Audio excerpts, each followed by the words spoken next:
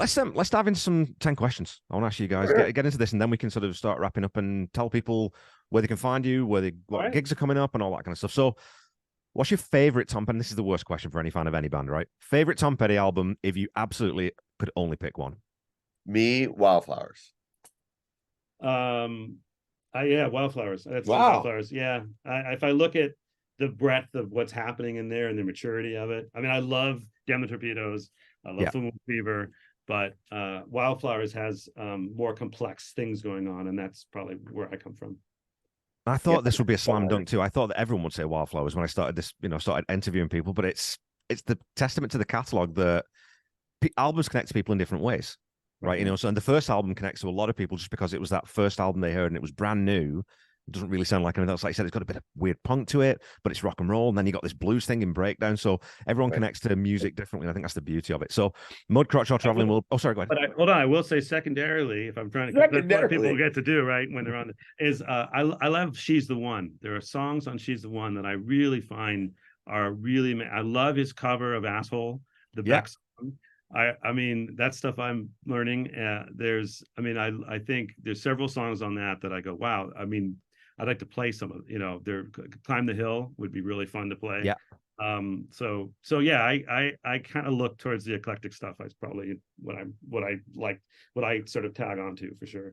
Yeah, man, if you could do if you could do the circus version of Walls live, because I don't think Tom ever did that full with Lindsay singing. With Lindsay singing. You have a question on there about that. Yeah, you do. Yeah. You do. Well, we'll have to. All right. Well, hold on. Let's walk through your question here. You bet. All right.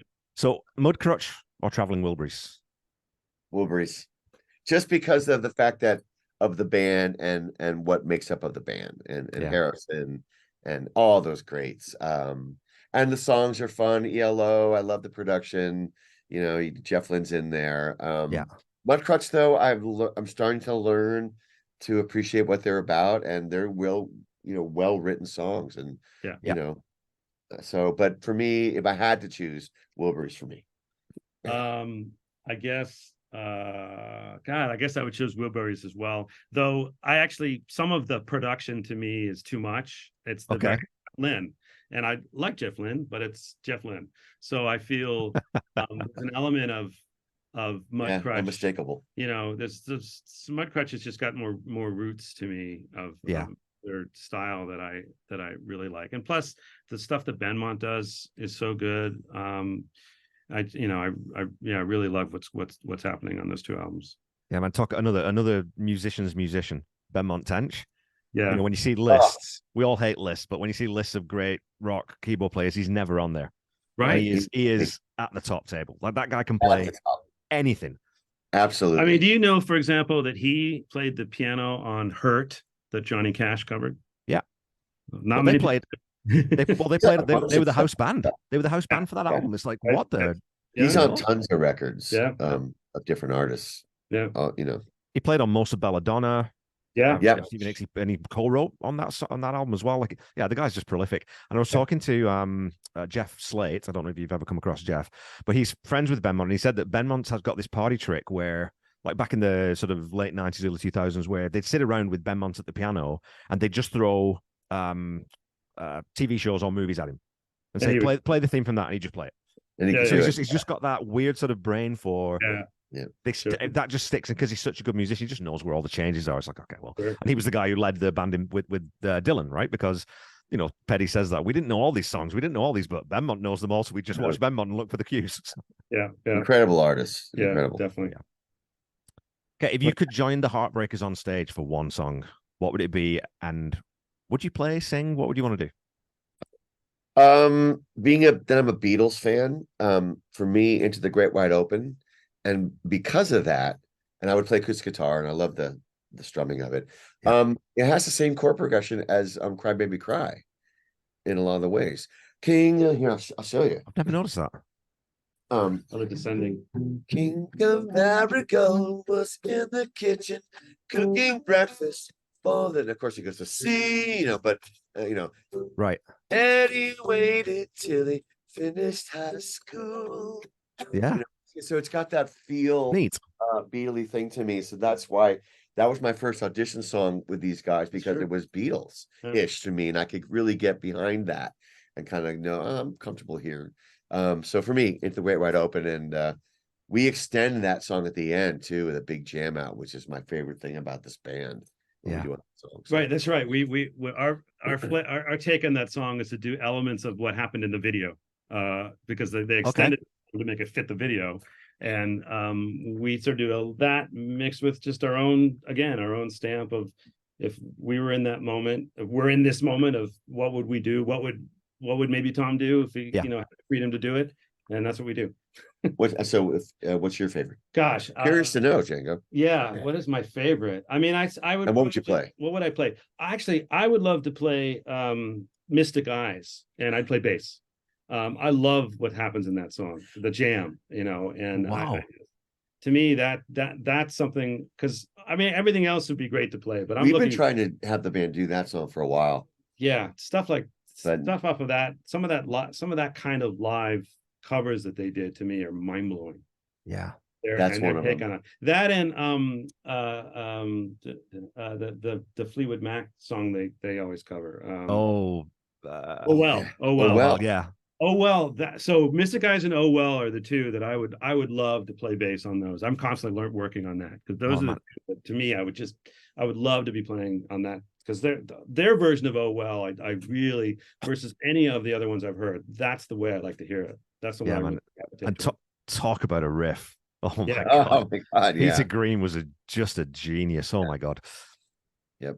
Okay. Who would be your dream opening act at a Tom Petty and the Heartbreakers concert?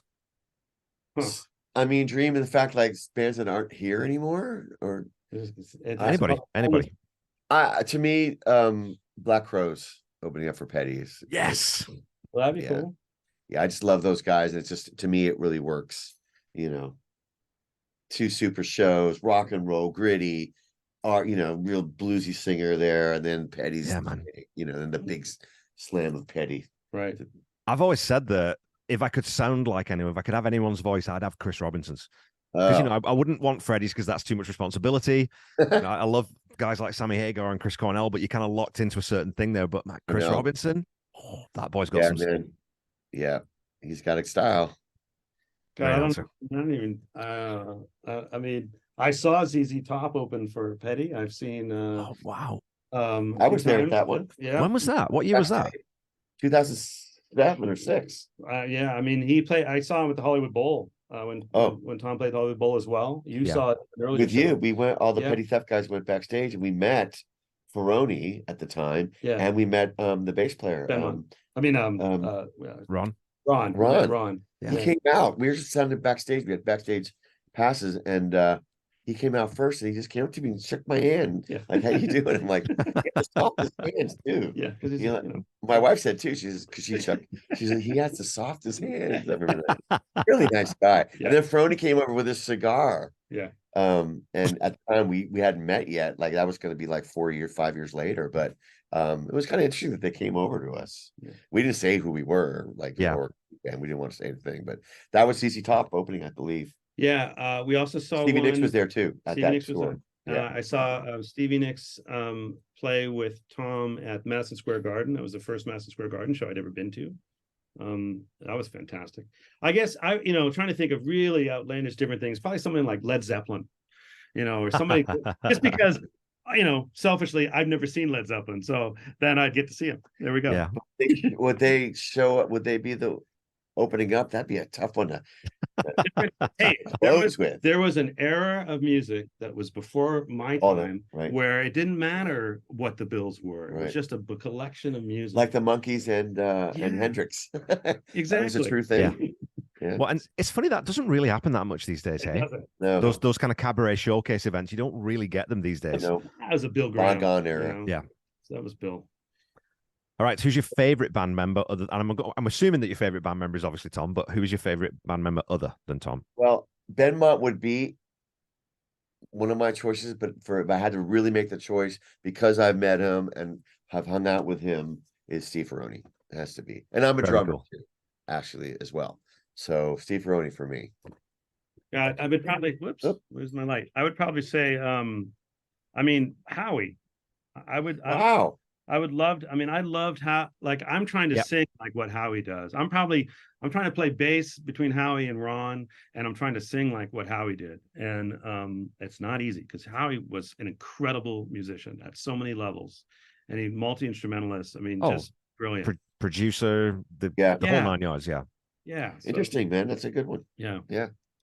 Lots of love for Howie. And I mean, again, I think there's that sentimental thing there that because he was such a gentle soul, absolutely, completely crippled by this awful disease. And, there's sort of that sentimentality. So I get that. If you could get to see any Tom Petty concert from history, one that you weren't at, which one would you choose? And obviously, we've got a time travel device now. We can get you anywhere, any point in history. Oh, well, wow.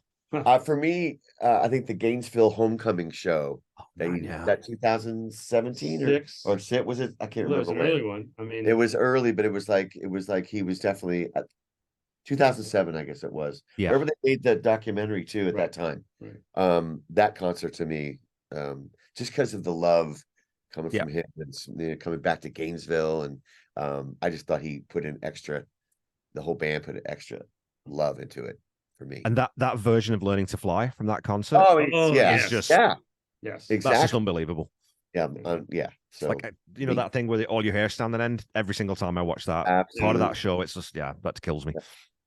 Gosh, I would say one of the Fillmore shows. I would love to have been on a Fillmore show. I would like to have the Fillmore show where he plays that song I played for that old homecoming queen. The ugly old homecoming queen. Yeah, I think that song, which I saw when I saw the Dirty Knobs play before Tom passed, and I asked Mike, I said, you should play that, will you start playing that song again? He said, yeah, that's a good idea. I'll start, we'll start incorporating that in our Dirty Knobs. So interesting. I would love to. I'd love to see any of those Fillmore shows. I mean, they were just incredible. I think the last one, if I'm going Fillmore, I think the last one, because they played like 3+ hours, they just wouldn't get off stage. They did like 9 encores or something stupid and just kept playing because they were having fun, right? So yeah, exactly. Fillmore. Okay, so Django, you've already said that you like the Yellow Album, as we sort of tend to call it. She's the one. So Walls Circus or Walls Number 3, which is your favorite version of that song? I love Lindsey Buckingham and the sound of his voice. So, I mean, I like the Circus because of that. I like what Lindsey's doing in there. Not everybody does. They feel like maybe is overdone. And that's a great question. It's great that you asked that question because it's very much 2 different styles of something, and a very different kind of production. But I guess I'm a fan of Lindsey's voice and the comments of that song. Number 3 for me. Number 3, I'm the opposite. I think that Lindsey's stuff gets in the way of the song. Heart. Sorry. So I'm not a fan of the sorry, Lindsey, of solo Lindsey stuff. Yeah. So that's like, oh, here it is. But number 3 is tried through the song. And I like his demo version of it too. Yeah. I think it's on Wildflowers, right? Yeah. The double album. Well, and my favorite version of that song is the one he does. There's the PBS soundstage special where he's got the black polo neck, and again that because it's so stripped back, but then you get Scott Thurston's harmonies are just absolutely out of this world. And the other thing I always miss on Circus is that harmonica. I love the harmonica solo in it. That's what makes the song good for me too. So cool. Interesting, good to know. But it's a neat thing too that and again, as musicians, you're always looking for different angles on things. It's kind of cool that they put 2 versions of that song on the same album. And they did the same thing with Angel Dream, obviously, because it shows you how different a song can be just by tweaking the tempo or by tweaking, maybe it's the key, or you change, it can make a song sound completely different just by tweaking that one little thing, which, non-musicians, I don't think, tend to pick on that stuff quite as much, right? So, right. If you could pick any artist to cover any Tom Petty song, who would it be and what song would they cover? And I'll tell you, this has thrown up some of my favorite answers in this whole bloody podcast experience.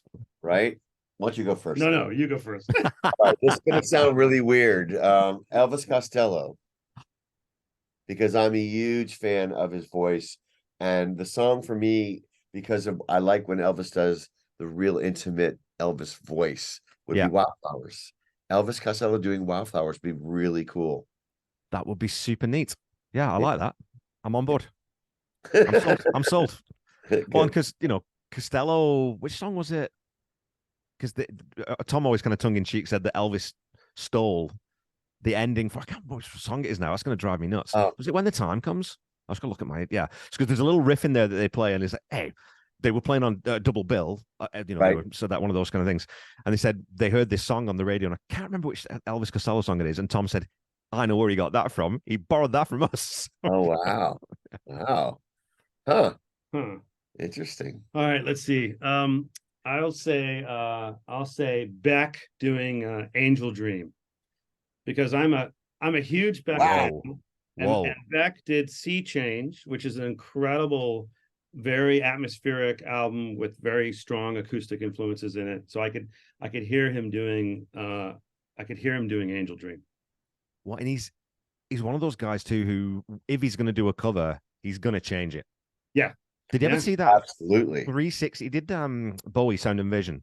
Yes. And he did it in that sort of that 360 setup in the studio where he had musicians around. So you had him in the middle, then the audience, then more musicians, and then more audience. So it was this weird sort of dynamic where you get the sound coming in from different places, and it's just knockout.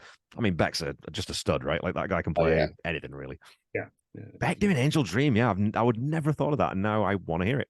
Yeah. See, there we go. Good job, Django. So this is a tough one too. What song would you most frequently recommend to people who don't know Tom's music? Now, I would, the caveat here that someone else brought up said, if you know people who don't know Tom's music, you should probably just get rid of those people in your life. You don't need that kind of, that kind of nonsense. But what's your go-to song?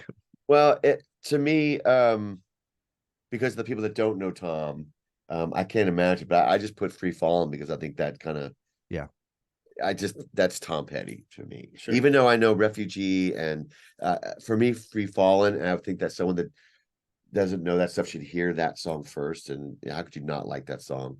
I kind of iffy on that, but I just picked Free Fallin'. All right, I guess I look at it differently. I mean, one, what I do find is there are people that go, "Oh, what is petty theft? You playing Tom Petty?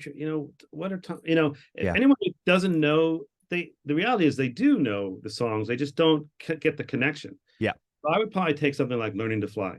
That's a good one too. Because I think because Free Fallin' is a little more, it's almost overdone to some people, and it's about giving them that sort of even edge, and of that story of what Learning to Fly is.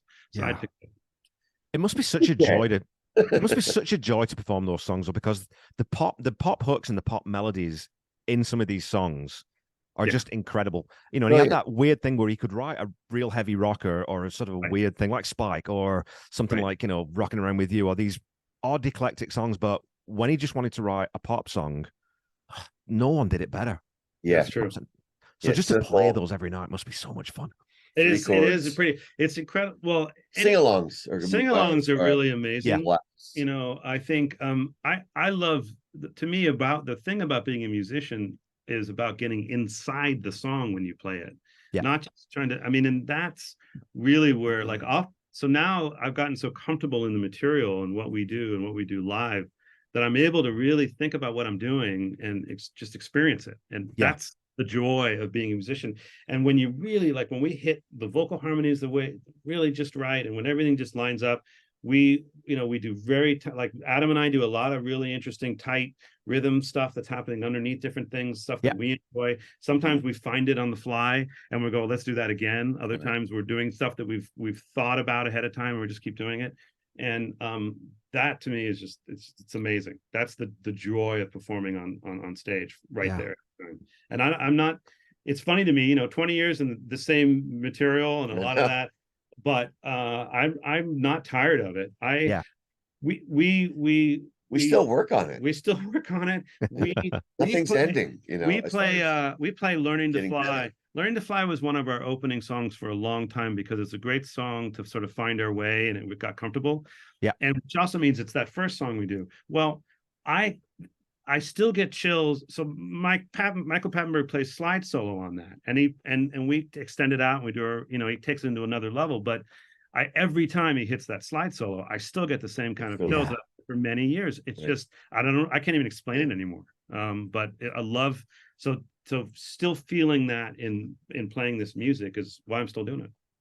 It's such a music nerd thing though too, right? It's like that one little, there can be, a song that can be like, it's a good song, whatever. But there's one bit in it that just just grabs you. And that when that slide comes in on that song, it's one of those moments. It's just so good, man. And I was thinking, so I'm covering Full Moon Fever now, and you talk about free falling, Dan. And so again, we talked earlier about simplicity. This sounds really simple. When you listen to Full Moon Fever, there's a shit ton of guitar on that album, even though it doesn't sound like it. It's layered and layered and layered and layered, and there's like 4 parts, and it's just, isn't it? Yeah. So, you know, when you talk about, like, not everyone loves Jeff Lynne, but I think with Full Moon Fever, he definitely got a lot of spokes, you know, each song. And that's Beatles too, really, if you break down what they were about. So I think that Lynne was a huge fan of that, and the production of George Martin and the Beatles. And so it's just nice to see a 3-chord song have things underneath there. And the dissonance on that chord is, you know, here's another example, right? This is an E, but this, which is it's a sus and a third together. It's really strange. But it's beautiful. You know, I mean, that's the stuff you live for. And you know, what a way to get a song too. I've got this weird little keyboard that, you know, Bugs Whitell, the Warriors brought in. I don't know why have you bought this, and just start tinkering around and comes up with these words to make Jeff Lynne laugh. And then eventually it's like, actually, we can probably do something with this. So, and look at it. What a story. One of his just biggest. Incredibly cool. That's what it's all about, you know. Okay, so your last question in the 10 question section: describe Tom Petty in 3 words. Great American songwriter for me. Love it. Should be the Great American Song, but Great American Song. I mean, to me, it's about this authentic and real sound. It's I don't even know if it's that's 90 words. It's 90 words. There's a sincerity in it all. I don't even know if I could do it in 3 words. How about that? I can't. Can't do in. No, that doesn't work either. I'm just trying to think how we can jimmy this in, but no, it is. I mean, some of these questions are tough, right? Because we're talking about the fun. Well, and they throw up, like I said, they throw up conversations. But a Great American Songwriter, that's one that I tend to default back to quite often too, because it is about, you know, again, I think he's massively underrated as a singer, massively underrated as a rhythm guitarist. Could also play drums. I mean, played drums on that whole bloody Highway Companion album, which Saving Grace, right? Could play everything, right? Played harmonica, did everything. Played piano and everything else. But at his heart, it's really when you deconstruct those songs and when you listen to other people cover them and when you listen to people interpret them, which I always like to say interpretation rather than cover, which I think is what you guys do as well, right? Is getting inside, like you said, getting inside the heart and the bones of it. But definitely. It shows that the songs are just so good and they're so rich and there's so much to mine there that, like you said, even after 20 years of you guys playing these songs, you're still finding things that you can change and things to get excited about. So what a gift that is, you know? What a gift. Absolutely. He'll be remembered. You know, those songs will be remembered for quite a long time. You know, a lot of that catalog is going to be around. Absolutely. Long before we are.